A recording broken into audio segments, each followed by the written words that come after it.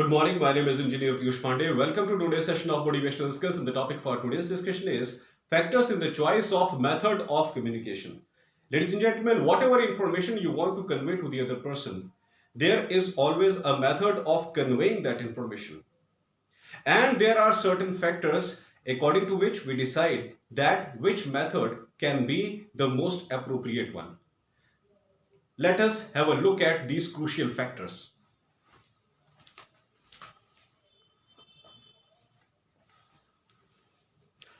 Please have a look at this chart, ladies and gentlemen. Factors in the choice of method of communication.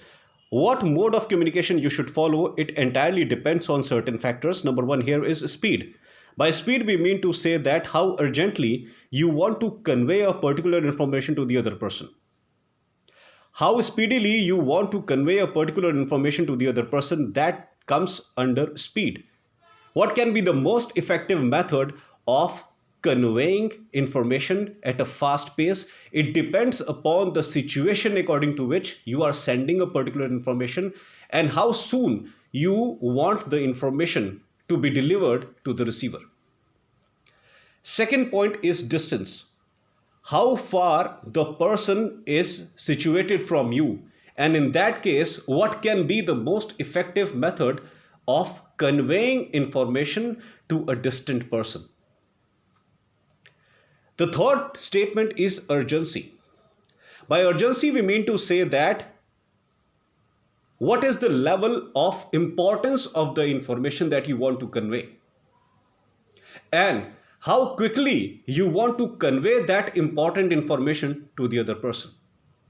If the information is important, definitely it is highly crucial and it is highly urgent. And if you urgently want to convey some crucial information, what can be the best method for it depending on the current situation? It can be email, it can be face-to-face contact, it can be through a business letter, it can be anything. It entirely depends upon the situation that you are facing, the urgent situation that you are facing. Fourth point is accuracy. Now, in certain cases, you want to transmit the information accurately to the other person. Here, the major point in your mind is the information must reach in a proper way. Whatever information you are sending, it should reach the receiver in the same form without any distortion. This is the prime objective in case of accuracy. So depending on that, you follow the best method available to you. Fifth point is secrecy and safety. Whatever information you want to convey to the other person, you want that information to reach that specific person only without any distortion in the way. You don't want any other person to have that information. You want to send that information so secretly and safely that only the appropriate receiver should receive that information. There should be no distortion in the way.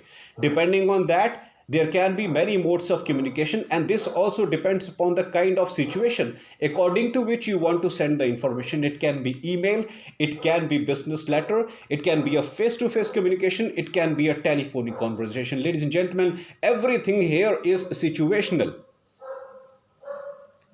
Sixth point is impression. By impression, we mean to say that you want the information to impact the mind of receiver in the best possible manner. You want that receiver's mind gets impressed by the kind of information that you want to convey. What can be the best mode of communication according to you in that particular situation? Again, I will say this. It can be a face-to-face meeting with the person. It can be a well-drafted business letter. It can be a highly professional written email. It can be anything depending upon the situation. All the time, ladies and gentlemen, I am repeating the same statement, depending on situation.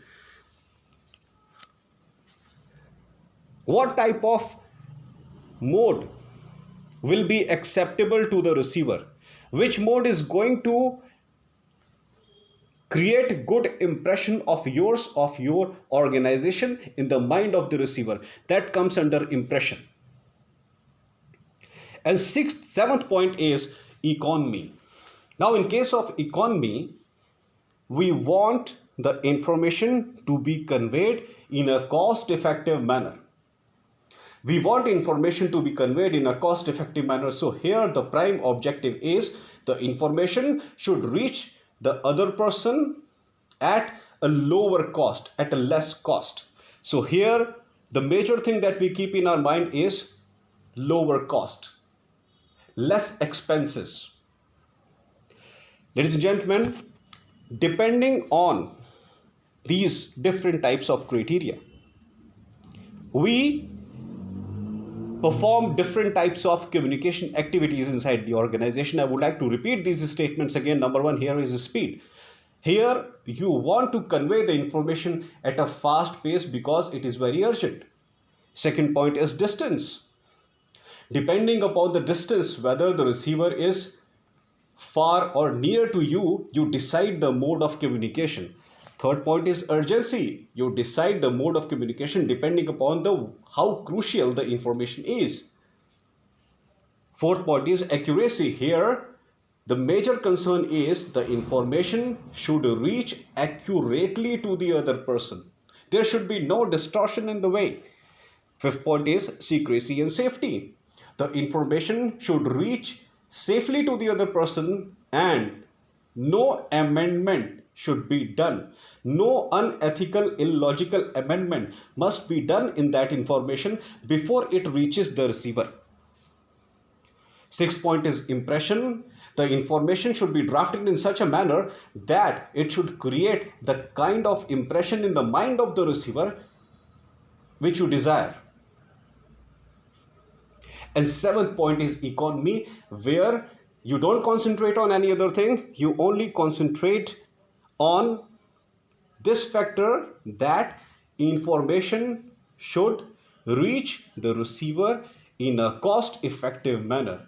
What is the most cost-effective manner of conveying the information? You convey that information according to that. This is known as economic factor.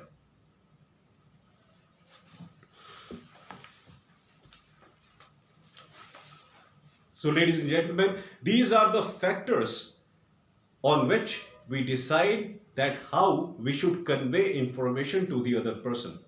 These factors are purely dependent on the kind of task that is happening inside your organization. It purely depends upon official atmosphere, the kind of project you are involved in, the kind of official task you are involved in.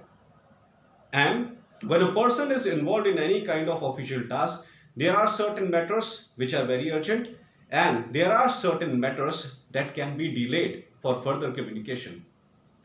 Ladies and gentlemen, we must be able to thoroughly analyze that what type of information needs to be conveyed on urgent basis and what type of information we must hold for a while and send it in future depending upon the most crucial time, the most crucial environment.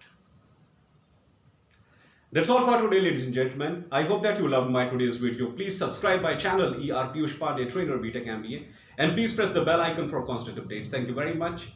Have a great day.